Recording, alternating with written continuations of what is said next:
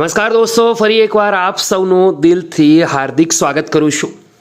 દોસ્તો, એક બાજુ એએમસી જુનિયર ક્લર્ક ભરતીની પરીક્ષા છે રવિવારના રોજ, તો બીજી બાજુ શિક્ષણ સમિતિ તરફથી જે જુનિયર ક્લર્કની નવી ભરતી આવી છે એના ફોર્મ પણ ભરાવાના શરૂ થઈ ગયા છે. વિડીયો આપણા યુટ્યુબ પ્લેટફોર્મ પર અવેલેબલ છે, જરૂરથી એકવાર જઈને ચેક કરી લેવા વિનંતી.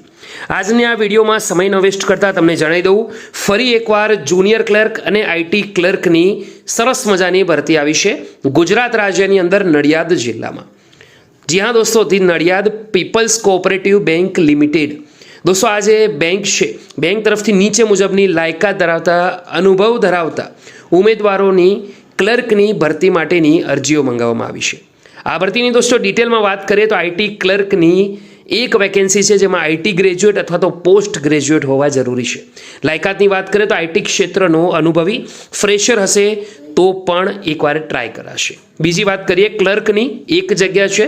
વાત કરીએ અનુભવની તો માની યુનિવર્સિટીનો કોમર્સ ગ્રેજ્યુએટ, પોસ્ટ ગ્રેજ્યુએટનો અનુભવ હોવો જોઈએ, જ્યારે બેન્કિંગ ક્ષેત્રનો અનુભવી કે ફ્રેશર હશે તો પણ ચાલશે. દોસ્તો, વાત કરીએ નોંધ પણ લખેલી છે, અનુક્રમ નંબર 2 માટે કમ્પ્યુટરના જાણકારને પ્રાથમિકતા આપવામાં આવશે.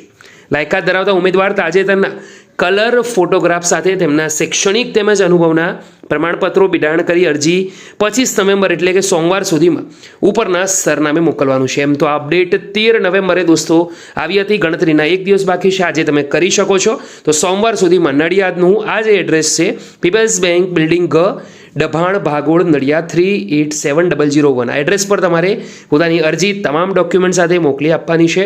જે પણ મિત્રો જુનિયર ક્લર્ક ભરતી માટેની આવી જ અપડેટ ભવિષ્યમાં પણ મેળવવા માંગે છે તો આપણા યુટ્યુબ પ્લેટફોર્મને એકવાર જોઈન કરી લે. દોસ્તો, વિડીયો ગમ્યો તો લાઇક કરજો, બીજા જરૂરિયાતમંદ સુધી આ માહિતી શેર કરવાનું ભૂલતા નહીં. ફરીવાર મળીશું, ત્યાં સુધી ગુડ બાય, ટેક કેર.